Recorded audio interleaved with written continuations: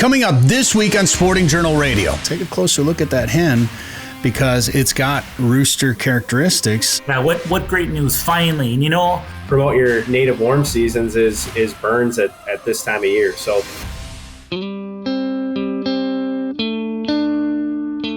I fish, I hunt, and always will. Broadcasting from the Eau Claire Outdoor Studios. Presented by OnX. Know where you stand with OnX. We're not just a radio show anymore. This is Sporting Journal Radio.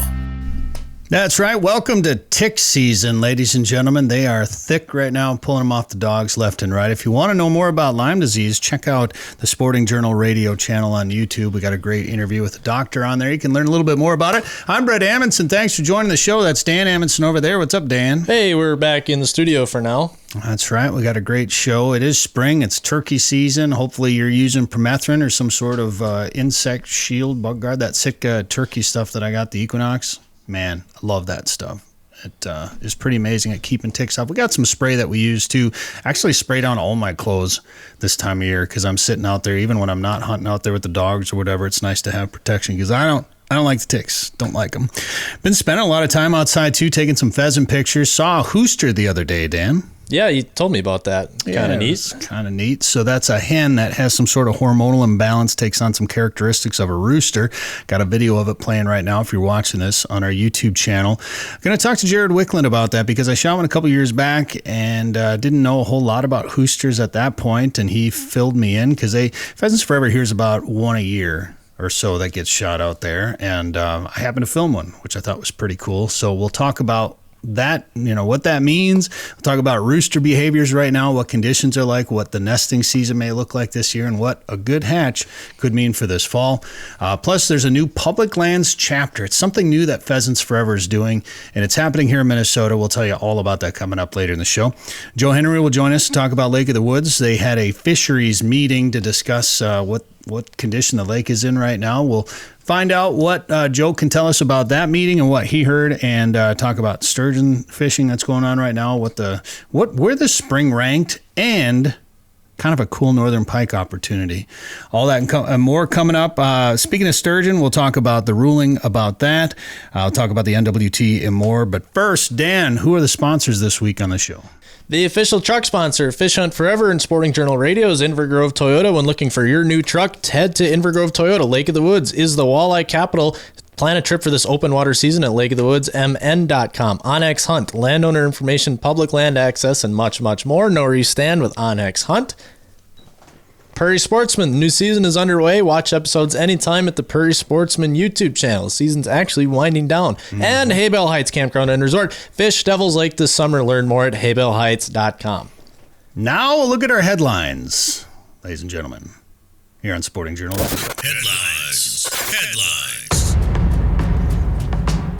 Well, after conducting a thorough species status assessment using the best available science... Follow this? I was waiting for you to use the follow the science there. Sorry. He didn't talk about that. All right. We did not plan for that one. The U.S. Fish and Wildlife Service determined lake sturgeon do not require listing under the Endangered Species Act. That's good news. The service's 12-month finding shows ongoing management efforts such as fish stocking have contributed to the conservation and resiliency of the species. That is great news. We'll talk more about sturgeon and what is happening up at the Rainy River and across Minnesota coming up later in the show with Joe Henry. There is a new... I better pull this one up here real quick. There is a new chapter opening up in Minnesota. Pheasants Forever is launching Minnesota Public Lands chapter with strategic focus on publicly accessible habitat. Upland hunters and public land supporters gathered this week to kick off Pheasants Forever's newest experiment to engage a subset of urban conservation-minded supporters. A chapter charter was signed for the new Minnesota Public Lands chapter of Pheasants Forever on Monday at Pantown Brewing Company. Local volunteers will spearhead fundraising efforts for conservation with a singular purpose aimed at increasing quality, publicly accessible habitat. Jared Wiklund from Pheasants Forever will have more on that coming up later in the show. Last weekend, the NWT took place on Erie. Dan, did you feel I bet we flew right over them when they were fishing that? Probably. Well, they were probably pre-fishing. Were they pre-fishing when we flew back? Or were they? Well, I don't know when we flew back. We flew back in the middle of the night, so I don't think they were fishing then. Yeah, they might not have been fishing it that late, I suppose. But John Hoyer winning, and Hunter Nitty taking second place. Congratulations to him. And where did I have this written down here somewhere? But super prepared this week. I know. Wasn't it like six out of the top 10 were from Minnesota or something like that? Something like. I mean, there's a lot of them. Well, to be fair, I would guess majority of NWT anglers are from Minnesota in general. So we probably have an unfair advantage. Yeah, but potentially. Minnesota just is. I mean, we're the land of 10,000 lakes and kind of known for walleyes. So it would make sense that our anglers are good at catching walleyes. John Hoyer, Hunter Nitty, and then Josh Lund from Elk River, Dwayne Jelm. So Dwayne's from South Dakota. Will Pappenfuss took 9th, and Chris Berglund took 10th. So good showing from the Midwest here in Minnesota. What I thought was pretty interesting is Hoyer, I'm sure Hoyer was live scoping, and then Hunter Nitty was live scoping. He said he caught like 100 fish, like just smashed. And then Ryan Buddy took 3rd, and he's from Ohio, so he probably grew up fishing Erie. And he probably grew up trolling Erie the way that most people out there fish that. And he took 3rd place just trolling, so no live scope for the 3rd place finisher, and did just well, which I thought was, in this day and age, Dan, of electronic usage, I thought that was pretty interesting. Well, I mean, let's not kid around and say he didn't use electronics. Well, okay, I mean, live scope. Yeah, sure. Do we actually know he didn't use live scope, or are we just inferring because he caught him trolling? Yeah, well, I guess what I read is that he went old school and used the old school trolling method. So maybe he was using some live scope. Anyways, either way, it just proves that trolling and the old school ways of catching fish don't all of a sudden not work. There might be more efficient ways to catch them, but at the same time, there might be days where a trolling bite's going to be your best option as far as covering water and whatnot. So yeah, I mean, I think people have forgotten that just because there's new ways to fish doesn't mean the old ways of fishing are out the window. Yeah, that's right. Well, we flew out there to the Niagara River, had a great time. We'll have a new video on the Fish Hunt Forever channel soon about our fishing out that way. That's the goal. We thought about driving because we wanted to stop at Erie along the way and do some fishing, but we ended up flying. But it would have been a comfortable ride over there in the Toyota Tundra Limited that is from our official truck sponsor, Inver Grove Toyota. They have another new one right now, another Tundra Limited Crew Max. It's real similar to mine, only the color, Dan, the color is celestial silver metallic. You have to say it. What does that mean? That celestial silver metallic. It means it's out of this world, ladies and gentlemen. It comes with a factory lift kit. It's got a tonneau cover on it. It's got a spray and bed liner, which mine does too. And man, that just saves a lot. Having a nice bed liner in there is nice. It's 22 miles per gallon on the highway, 17 in the city, and that's what I've been getting with my truck. It's got door edge. I hear about the door edge guards, I think, more than anything else on my truck. These are really nice. There's like a guard along the door, so you don't, if you ding your door on something, you're not putting a big old dent in your door. There's a guard on there, and I hear about that little feature more than just about anything else on that truck. And right now they have $1,000 customer cash, and you can get another $250 off using the Fish Hunt Forever code FHF at Inver Grove Toyota in Inver Grove Heights, Minnesota. All the details you can find about the official truck sponsor and that deal that we got going on right now at sportingjournalradio.com. Now time for videos to watch. Video of the week. So Onyx came out with a new video, Resonate. Joel Nelson, Matt Addington, they came out with this new video called Some Guy. And it's turkey season. If you want to watch a cool turkey hunting video, you can watch that now. That was was that on the Onyx YouTube channel? You remember? You know what? Search Some Guy Onyx Turkey Hunt. You'll find it on YouTube. There you go. So nice job, fellas. I know Joel had been working hard on that one, and Matt, so nice job, guys. Turkey season is here, and I've heard a couple of different things. Now, everything I've seen toms up by themselves. I've seen a big group of birds with toms and hens and jakes all mixed together. I've seen hens up by themselves, so I think we're seeing some transitioning of the birds right now. I talked to Jamie Dittman, my buddy, and he was hearing from some guys up north that there were some hens already on nests up there. So I don't know. I'm just hoping to get out and do some hunting. I did some scouting and saw a few birds, and I'm going to be hunting in the rain, I think, this weekend. So good luck to everybody out there that's got a turkey tag. I'll take a turkey leg if you don't want them. Happy to do that. All right, coming up, we got Jared Wiklund talking pheasants and Joe Henry with a Lake of the Woods report, and we come back. Now is the time to start thinking about chasing big walleyes on Devil's Lake. Get on the fish at Haybale Heights Campground and Resort. Haybale Heights makes it easy for you to make memories on legendary Devil's Lake with guided fishing and lodging packages. Or bring your own boat and rent one of their cabins on East Bay. Haybale Heights offers a private marina, fish cleaning station, and the opportunity to relax and enjoy your bucket list trip to Devil's Lake, North Dakota. To book your trip, visit haybaleheights.com. That's haybaleheights.com. All right, this is Sporting Journal Radio. Joe Henry from Lake of the Woods Tourism is going to join us now to talk about Lake of the Woods. Joe, and I know it's not really, I mean, it's kind of a transition time up there now that the walleye season is closed, but because sturgeon has gotten so popular, there isn't a whole lot of transition time in the spring anymore, is there? Yeah, it's different, isn't it? But you know, I'll tell you, it's all a matter of perspective, right? So walleye season's closed until the Minnesota Fishing Open on May 11th. However, our sturgeon season's open until May 15th, and then it closes for about a month and a half. It closes to July 1st, but then it opens up all the way again until May 15th of the next year. So between a keep and a catch and release season, sturgeon are open almost the whole year. But you know, one of the species that we don't talk a lot about necessarily are northern pike. And, you know, pike are open on Lake of the Woods year round. And right now, I mean, those fish are transitioning into the back bays. And, you know, for an angler that likes just catching big fish, putting some fish, bringing some fish home, pike fishing on Lake of the Woods in those back bays is a hoot, Brett. You don't need a big boat. The big fish, the males, the everything's going back there. You can catch on Lake of the Woods, year-round season on pike, they never close, and you can catch 3 pike a day is your limit. 30 to 40 inches, you got to let them go because we promote a trophy fishery, and you can keep one over 40 inches per day if you so desired. But, you know, for an average angler, if you wanted to come up and have some excellent fishing, but even get a meal, a good meal of fish, heck, you could keep 3 pike under 30 inches and, get that wide bone on, you're in good shape, or pickle them, whichever you like to do. Yeah, that wide bone's pretty easy, really. Once you get the hang of it, it's not too tough to pull out of some of those northern pike. Believe me, we got a couple on that SJR 500 trip up there that almost went into the live well. But and you know, Joe, pike fishing, I mean, there's no big pike up there though, really. So I don't know why anybody would want to.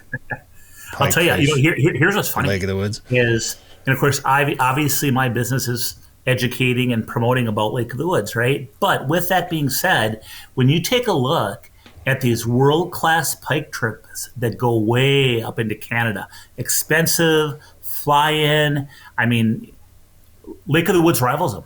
You know, we get the pike that are 45, 48 inches, and we have a huge population of pike that are over 40 inches, which give or take, in what time of the year is about a 20 pounder. But you know, we have a world class trophy pike fishery, and from a U.S. perspective, I would put Lake of the Woods against just about anything. Certainly, Canada has some great pike lakes, but man, we're right there. You know. I want to just bounce back to sturgeon real quick though, Joe, because we got some pretty good news about sturgeon here the other day. Yeah, what great news! Finally, and you know, Brett. One of the guys I quote once in a while from my past is Zig Ziglar. You know, Zig Ziglar's that old sales guru, and he has a lot of things that are very solid, very full of wisdom. But 2 things that I kind of think about: number 1, do the right thing, and the other one is do everything possible every given moment. And, you know, when it comes to the old sturgeon thing, doing the right thing was not listing them on the endangered species list, because this was a political issue pushed by the Center for Biological Diversity. This was not a biological issue. When you talk to the Minnesota DNR, when you talk to they're being managed just fine. Sturgeon are on the rise. Thankfully, we learned this week that sturgeon will not be listed on the endangered species list. What that means is that it allows for state DNR offices to continue, managing their sturgeon. And for us in Minnesota, it allows us at Lake of the Woods and the Rainy River to maintain our sturgeon season. I just had a Lake of the Woods fisheries input meeting, and I want to say that I think the number is 25,000 pounds that they would allow to be harvested each year. And on a max year, we get up to about 50% of that, because most people are catch and release. And, if people do want to keep them, that's great. But it's only one per season, and most people don't. So our sturgeon fishery is doing great. And thankfully, this tradition, the enjoyment.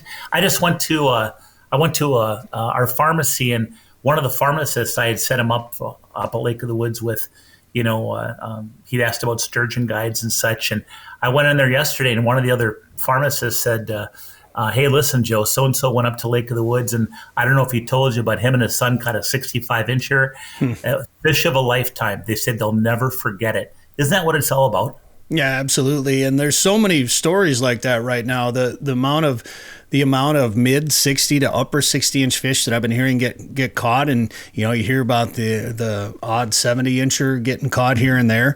The amount of big sturgeon. I mean, the Rainy River is just such a healthy sturgeon fishery, and when you talk about that potential listing on the endangered species list, obviously there are some places in the world where sturgeon once were that they're just not going to be there anymore. But there's a lot of places, even here in Minnesota, that they haven't been in for a long time. But the DNR has been doing a good job of stocking them and removing dams and bringing sturgeon back in areas that they historically were previously. So the DNR was managing them just fine and bringing them back in some of those areas. So there was absolutely no reason to have any further protections on those fish. And it's a good thing, too, because it's becoming a pretty big tradition to go up to the Rainy River and catch these fish and grill some brats at the same time. I tell you, that picture, if you're watching this online, it's a picture of a big sturgeon on Alex Peterson's That's Preston, boat. yeah. I had to tell Alex, I said, listen, you already have he's got an enclosed kind of a cuddy cabin, a big closed living room on his boat. When it's cold or rainy or whatever, they're in there in that living room whooping it up, watching the rod tips. And now he added a grill on the back of his boat. Like it wasn't punishment enough. But no, I'll tell you, the other thing that's kind of cool is, they actually take the eggs and such from the sturgeon on the Rainy River, and they bring those down to some of their fish hatcheries in other parts of the state. I believe it's in southern Minnesota. And they get those sturgeon to be more of the fingerling type size. And those are what they stock other bodies of water with in Minnesota. And that's shown to be very, very popular, very, very successful. I'll tell you this, and you guys are out in western Minnesota, they said that the growth rate on the sturgeon in Lac qui Parle are really, really fast. In fact, they've tracked 50 inches already. Yeah, they started with them on Big Stone. They started stocking them on Big Stone. Of course, we're all connected through the Minnesota River, and they grew fast. And they've come back. I've seen guys catch them ice fishing. Actually, I've seen them on Lac qui Parle catching them ice fishing, but guys are catching them up on Big Stone, and I think they hit that 40-inch mark within the first 10 years or whatever it is, fairly quickly, and then the growth rates slow down a little bit after that. So they're doing well there. I mean, there's a Red River success story with the sturgeon as well too, and of course you got the St. Croix and some other areas. But man, and of course you can go to those places and catch fish, but I don't think any of them you could be as successful as you can up at the Rainy River right now. It's just unreal. Yeah, we really kind of have a crown jewel up there, don't we? I mean, we're lucky. I know St. Croix, you can catch some good fish too, but boy, as far as consistency and the size and the whole thing, they estimate that from about Morrison, Ontario, all the way down through the northwest angle through the Big Traverse Bay, which is a big open water of Lake of the Woods, and then into the river, they estimate that there's approximately 100,000 sturgeon, over 40 inches long. It's a lot of big sturgeon. That's a lot of big sturgeon. And I wanted to ask you, you mentioned there was a fisheries meeting today. What was that all about? Did you learn anything else? Yeah, well, we have a Lake of the Woods fisheries input group run by the DNR, and the DNR is really good about including different stakeholders in their management process of different lakes, and in some cases different species throughout the state. And so we have a Lake of the Woods fisheries input group, and we had a meeting today, and the numbers show real well. I mean, they take into account decades of data.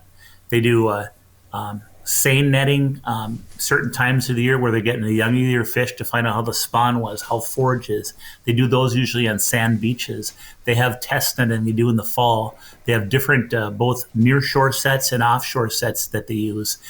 They're pulling in creel data from anglers, checking fishing pressure, and they're doing all these different things, and they've been doing them for years and years. So they have a good baseline to compare. And the numbers on Lake of the Woods for walleyes look very, very good. Everything looks very stable. We're seeing different year class fish. We're seeing growth rates where they need to be. We're not seeing any signs of the canary in the coal mine, which we wouldn't expect to, but they look at many, many things, and things are looking up for walleyes. They're looking very good. Same with the saugers. There's a lot of pressure on our saugers, specifically in the winter, and they're a very important fish to our economy in the winter because a lot of people are using saugers for their fish fries and things, and especially in the south end of the lake. There's usually more walleyes up north. There's more in the winter, and there's normally more saugers in the south end. But and that's just during the winter fishing. But as a rule, everything's looking very, very good, and we're thankful for that. Now, when it comes to this past spring that we just went through here up on the Rainy, obviously when we were there, I think we hit the timing just about perfect. The walleye fishing was unreal. The sturgeon fishing was insane. So I posed a question out to a bunch of people: was this the best year on the the best spring on the Rainy River, maybe ever, at least in recent memory?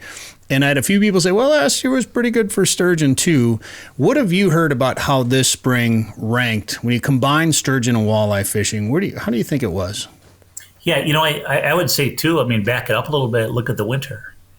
Our winter was really, really good. We had some long-time guides and some long-time resorters say, I think that this is one of the best winters I've ever seen for catching fish.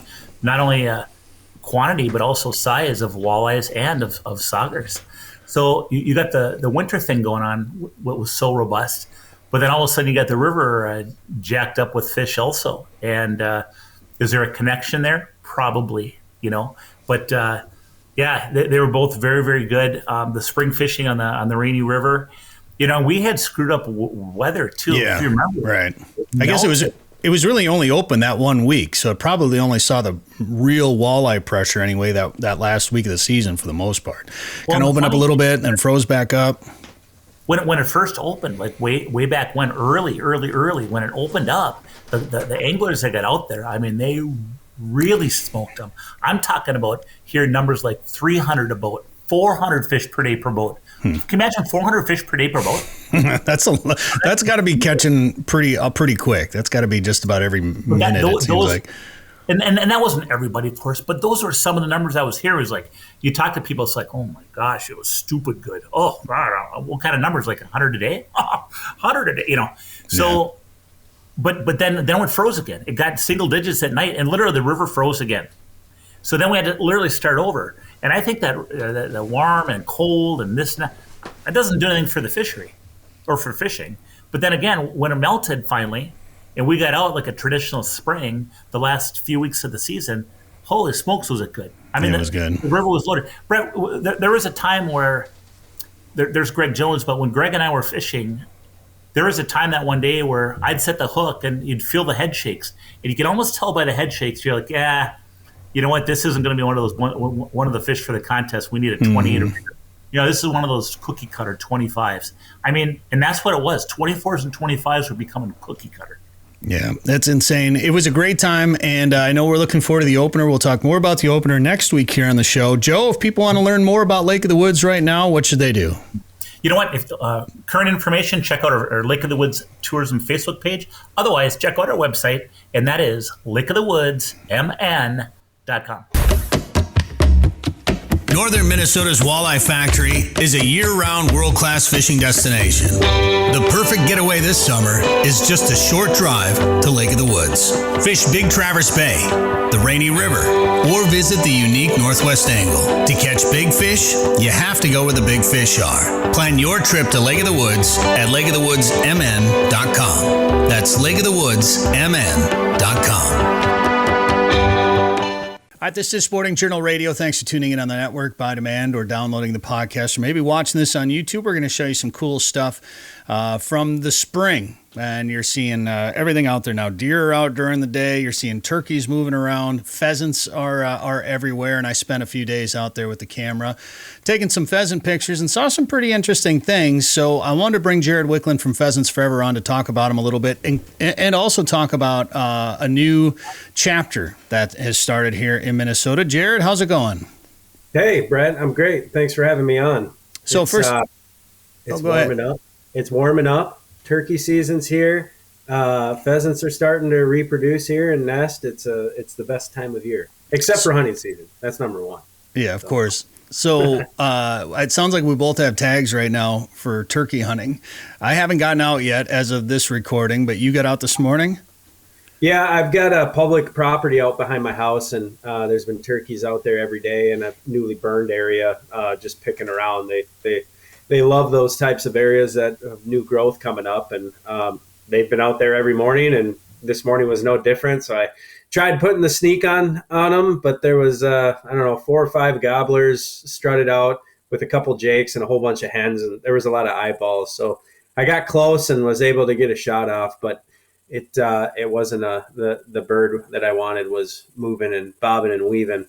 So it didn't work out in my favor, but just fun hunt, short hunt on a day where I don't have much time with Pheasants Forever banquet coming up, set up tonight, and Pheasants Forever banquet tomorrow. So lots going on at work. So feels like it's almost. I mean, Pheasants Forever banquets. I feel like they're all scattered throughout the year, but there's definitely a few more banquets coming up. It's not quite banquet season, but it kind of feels like banquet season a little bit.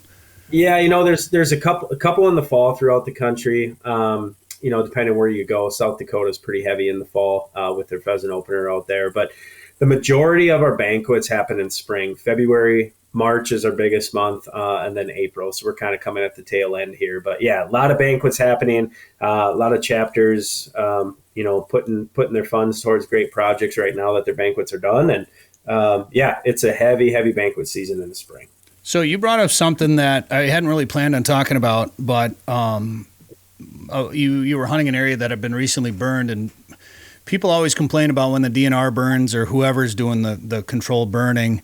And from my experience, whenever I ask U.S. Fish or DNR, why are you burning right now? Because it's nesting season, this and that. But they always said, well, when do you want us to burn? There isn't a great time really to do it, but this is probably the best time to do it, isn't it? Yeah, I think there's take and give there, and it depends on a couple different things. One, like they don't want to burn your area during hunting season, or there'd be no places to go. 2, you're looking at management objectives, right? So kind of March, April, especially if things start to warm up, you can really get into the burn season, and you're burning. So like right now, as it's starting to warm up now, the cool season grasses have already started to come up, and a good way to nuke those and promote your native warm seasons is burns at this time of year. So the one at my house was done just a couple weeks ago. It's already a couple inches tall. It's coming back great. And as we get into May here, my prediction would be with the moisture that we're getting, that's going to be back to a reasonable height where pheasants will be able to utilize it again for nesting at the end of May and early June and help with the latter part of nesting season. So sort of damned if you do, damned if you don't, but being able to do the management on those areas and have those grasses come back a lot better than before, take away that thatch layer so young chicks that are 2-3 inches tall, they have a hard time going through matted grasses. So there's a couple different management objectives there, and it's better to get things burned and do disturbance than not. Well, and usually what happens is they usually burn parts of it, right? Sections of it. So yeah. There's places for the wildlife to escape to.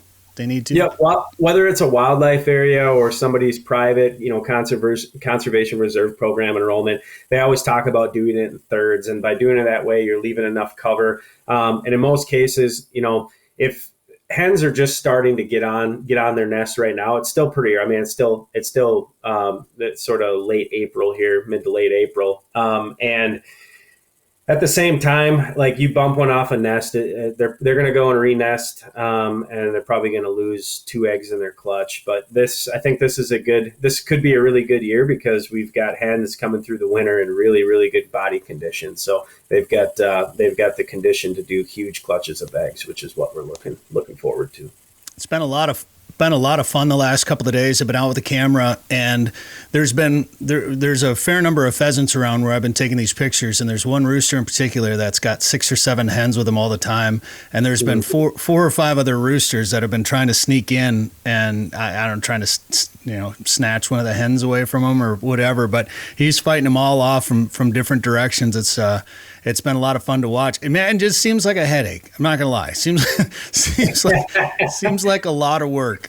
But he herds those hens around and keeps everybody away from them and makes sure that they're fed and healthy. And he's definitely probably a bigger older bird than some of these other roosters that are around. So it's kind of fun to watch. I drove around the other morning. I was scouting for turkeys, and I bet 3 or 4 different places I saw there was 2 roosters going at it and fighting until I took the camera out and tried to film it, and then of course they stopped because they're like, "Hey, what are you doing over there, guy in the truck? Leave me alone."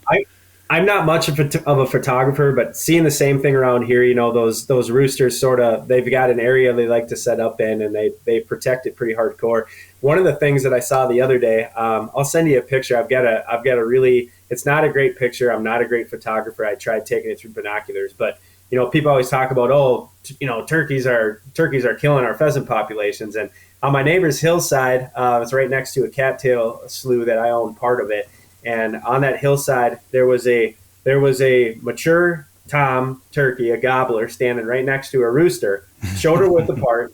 And when he would gobble, the rooster would crow and do the wing flaps and stuff, and vice versa. I got a picture of them standing side by side. They're just best friends. They've been out there multiple days together, but I found it kind of funny because they're just best friends hanging out. They're living their greatest life this spring, trying to do the whole reproduction thing. So they're fun to watch, and the more I spend around pheasants, the more they remind me of turkeys a little bit with some of the noises they make, some of the way that they act. There's a couple of times I watched that one rooster. He had his hens corralled and he scared off one of the other roosters, and he went and did a psh, psh, psh, psh, psh. I mean, it sounded like a hen turkey almost. Up in the middle. So I want to learn a little bit more about their vocalizations and why they're making some of the noises that they're making, because until you spend a lot of time around them in their natural environment where they're not stressed, they don't know you're there, they make all sorts of different vocalizations, Jared. Oh yeah, even in the fall too. Like you and I have hunted together at a couple places that have pretty good bird populations, and like if you're at the end of a field or maybe a well-designed food plot and you're sitting there, you can hear the birds coming, and they make all sorts of vocalizations when they don't know you're around. But yeah, it's fun watching them. I guess I would recommend too, like for folks that have never really witnessed it, like go to a wildlife area. Don't bring your dog. It's nesting season right now. You can't bring them out on wildlife areas regardless. It just started on April 16th, or April 15th. But go out there, bring a camera with, and I find that in the spring, the males are a lot more tolerant to let you get quite a bit closer, as long as you're not really up in their grill bumping them. If you've got a pretty good lens on a camera, you can get within 30, 40, 50 yards, and it doesn't bug them that much. And it's fun to watch, especially when you get into a group where they're chasing each other around. And I like sitting in the turkey blind and watching them because they are. Oh, yeah. It's amazing how fast they are too. I mean, they're like little road runners. I don't know how fast they can run. I'd have to look that up, but they can. I know they can outrun me even in my best state, right? Well, it just makes you think about when your dog is chasing them, and you get a runner, and how they can go from being right in front of you when the dog finds them to being halfway across the section when they finally flush. They're fast. They can get low, and watching it. And I don't know how many of these videos we're going to show you during this podcast, but I had a couple when that rooster was chasing some of the other roosters off. He had kind of chased one off into the grass a little bit. I was in a food plot area that had been picked, and this other rooster came in, and all of a sudden he caught a little glimpse of that the big mature rooster coming back, and he ducked down and tried to lay as flat as he could to try to hide from this other one. And then all of a sudden the other one saw him, and they both just took off running. And it was like, you'll see my camera try to keep up with them, and it's just chaos. They are really fast. And then I saw something else. And Jared, I know a couple of years ago I shot one of these, and we talked about it on the show. It was a hooster, and I didn't know a whole lot about them. I've heard about other birds having hormonal imbalances, so they take on characteristics of the other sex. Didn't know hooster was a thing. And I put this video up on Instagram, I think, and Steve Olenschlager's like, take a closer look at that hen, because it's got rooster characteristics. Oh, ring around the neck. And then it's getting chased off by two roosters here. And we got to take a break, but I wanted to ask you, because to me, it looked like this rooster was trying to keep this hen away from this other rooster.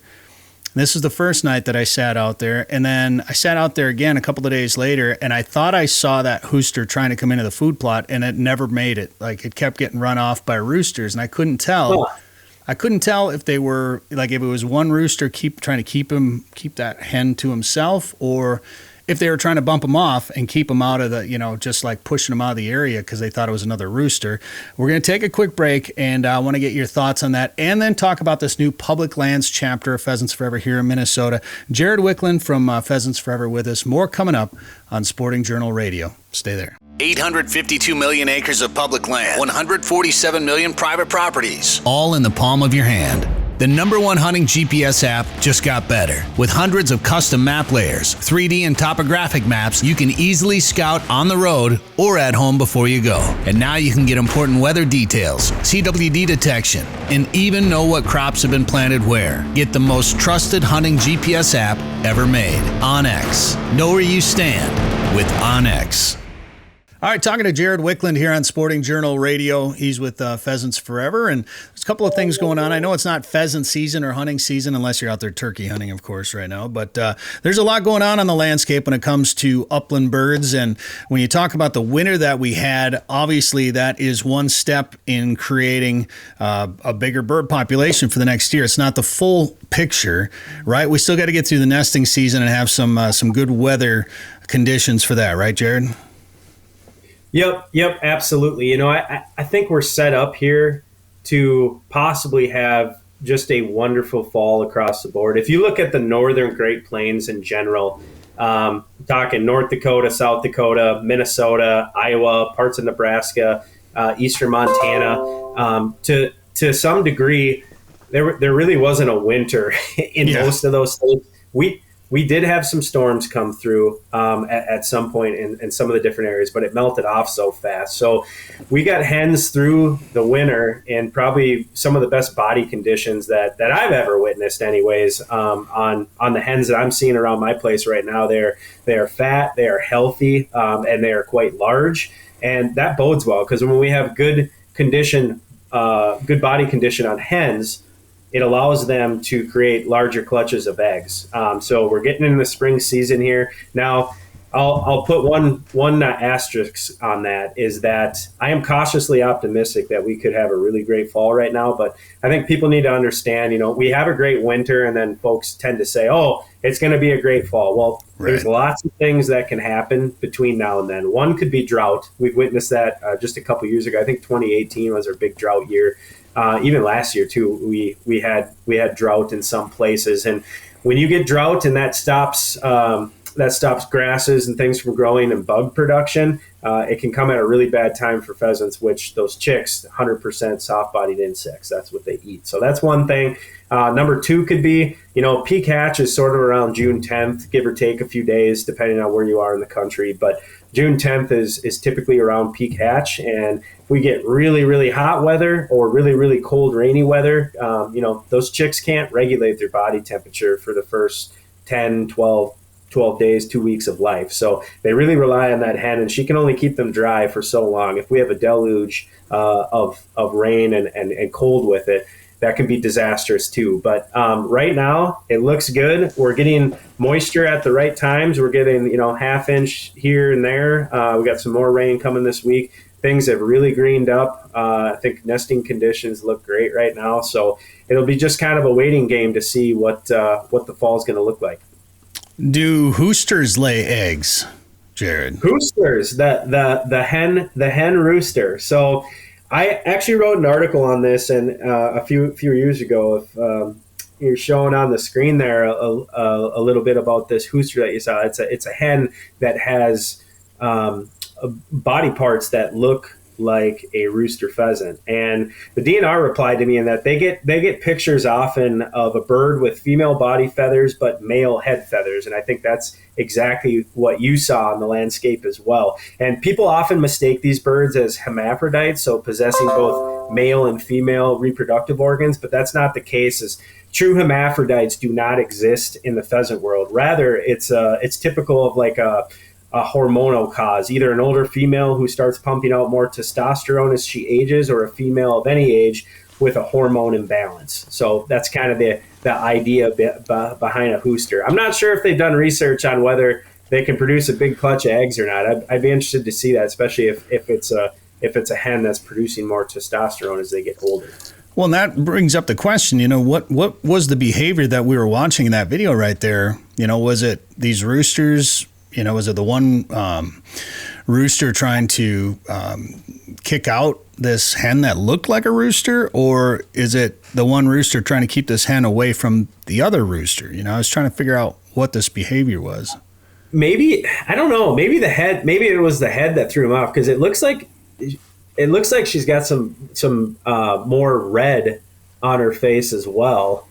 I can't really. It's hard to tell from the video, but I've seen it before too, where like they'll chase the hens, they'll shoo them away to get them away from an intruder as well, and they'll follow them around. So that's a good question. I'm not sure, but he's in hot pursuit either way. Well, and because I sat there for, I don't know, 3 or 4 hours that day, and another 3 or 4 hours here again yesterday. And I was just, I mean, I had one goal yesterday, and that was to find that hen again and get pictures and video. And I got video of wood ducks, I got mallards, I got blue-winged teal in there, I got whitetail, does. Check out these wood ducks. And watch this one, by the way, just face plant. all drapes. Yeah. Holy plumes. Look at that. That's cool. Yeah, and last time I had a pair that came in real late when it was getting dark. So when this group of 5 or 6 or whatever it was came flying in, it was just took me completely by surprise. I got just totally lucky that I got the camera up to get them, and then they stuck around for a while, and then this pair of mallards were in there, and a pair of blue-winged teal, and then a pair of Canada geese came in, and some deer walked through. I had a rabbit at my feet, walking, a little baby rabbit between my legs at my feet. It was kind of, and then pheasants everywhere, of course. And I was watching out for that rooster, and I never saw it right in front of me. And 2 different times I thought I saw it out in the distance with a rooster chasing it off, either corralling it or chasing it off. I couldn't figure it out. So, and it's hard to say if that was actually it, because it was quite a ways away and I didn't get good footage of it. But so that's my question, is what's going on there, I guess, exactly. I don't know. I'm not a biologist by trade, but I've seen it both ways. I've seen it where they're chasing roosters to keep them out of there, but this one is a rooster chasing the hen. But sometimes, like I said, I've seen it before, even just a couple days ago at my house, where they'll move the hen along to get her out of there, to get away from the other rooster, and they'll follow them wherever they go. So I don't know. That's kind of cool, but it's actually called, in pheasants, I'm going to try to pronounce this correctly. It's called. Don't break anything. Sorry, it's called gynandromorphism, and it's described by scientists as individual animals having both genetically male and female tissues, and often have observable male and female characteristics. So, but don't confuse that with having both sexual organs, because those don't exist in the world of pheasants. So, kind of cool though. Follow the science. It was really neat, because a couple of years ago, it was the last day of the season.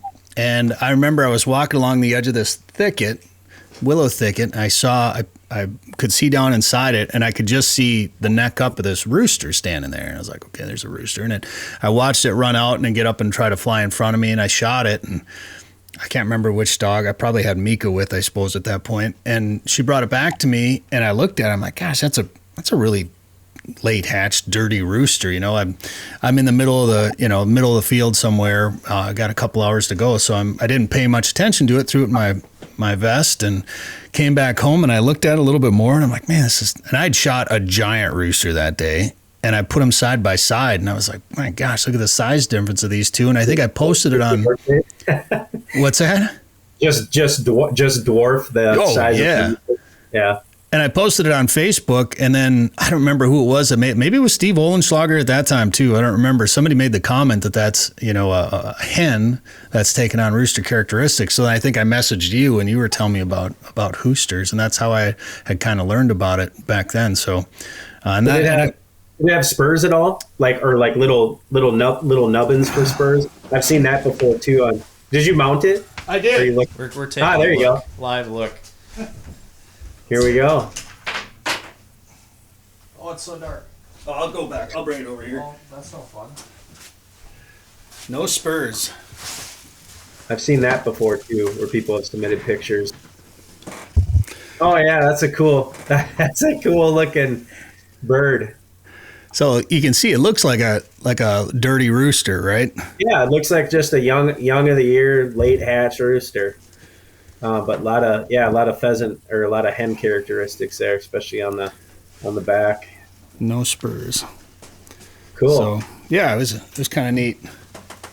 So this one better watch out. This year. Yeah. See which way it goes for the fall. It would be hard, and I don't know. I mean, I probably would shoot it if I saw it, of course, but the odds of me actually seeing it are pretty astronomical, I guess. But that's always a tough one, and it depends on the lighting too, because you can see that it's going to look like a hen. Because honestly, when I filmed it, I was concentrating more on the roosters for the footage, and it just looked like another hen to me. I wasn't really looking very close, so if it popped up in front of me, I'd probably think hen right away and not shoot at it, but.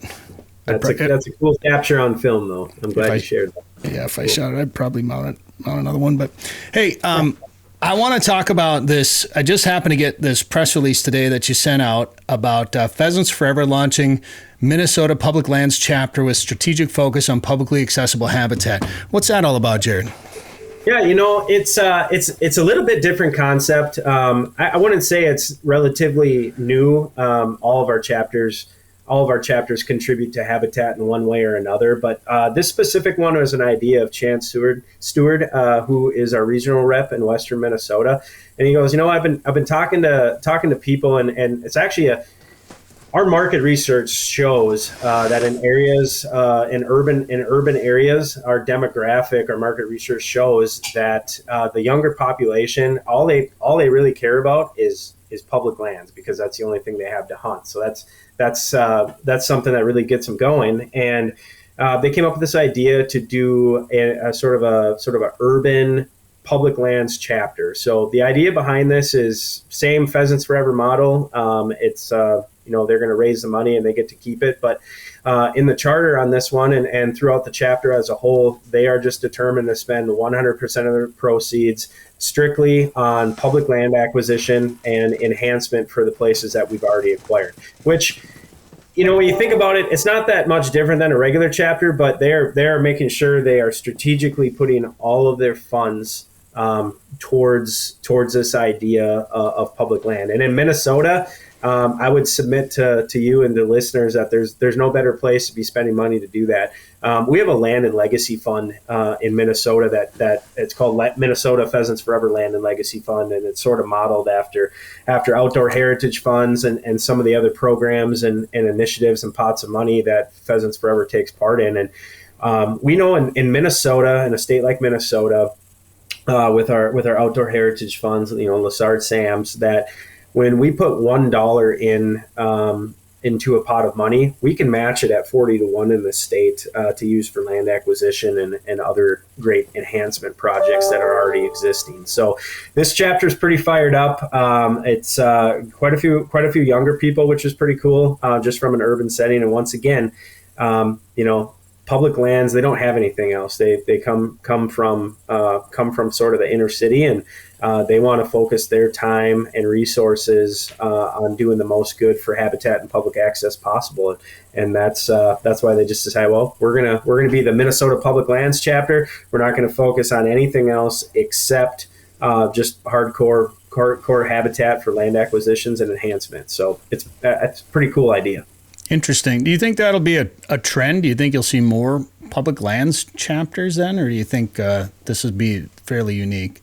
I think so. You know, in the press release that I wrote, I talked about this kind of a newest experiment, or a first experiment, if you will, and I think it'll pick up steam over time. One of the things Pheasants Forever is doing right now, and I put this in there as well, is that we've got a new strategic plan coming out. And for those of you that get the Pheasants Forever journal or Quail Forever journal, you'll be seeing that in there. There's a piece in there that talks about for the summer issue, the bird dog issue. There's a piece that talks about our new strategic plan through 2026.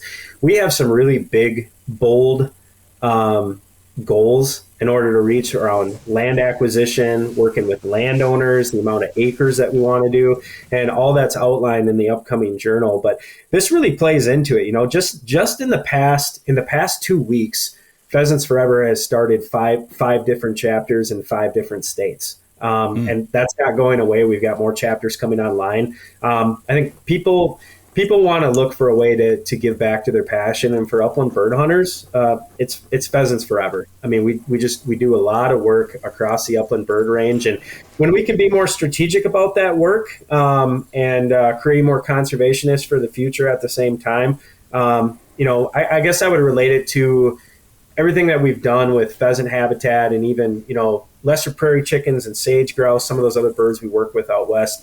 Our new strategy is basically to defend the core and grow the core. We're putting resources towards the best areas of the country to grow more birds and public lands, and Minnesota fits into that picture really well. So I think you're going to see in the future, you're going to see more urban centers coming up with chapters that are based solely on just giving back all their funds to public lands acquisition management, and doing good things for the future. So all of our chapters do great things. This is just another way of volunteers saying, hey, this is how we want to spend our money. And that's the great part about the local model, I think. Very cool. All right, Jared Wiklund, I know it was short notice. I appreciate you jumping on with us this week. Good luck with your turkey hunt the rest of the season here. And thanks for being on the show this week. Thanks, Brett. I appreciate it. Sporting Journal Radio is a division of Macaba LLC. If you've got a question, comment, or story idea for us, send us an email. Go to sportingjournalradio.com. While you're there, you can learn how to advertise on the show and visit our store for hats, hoodies, coffee mugs, and more. Go to sportingjournalradio.com.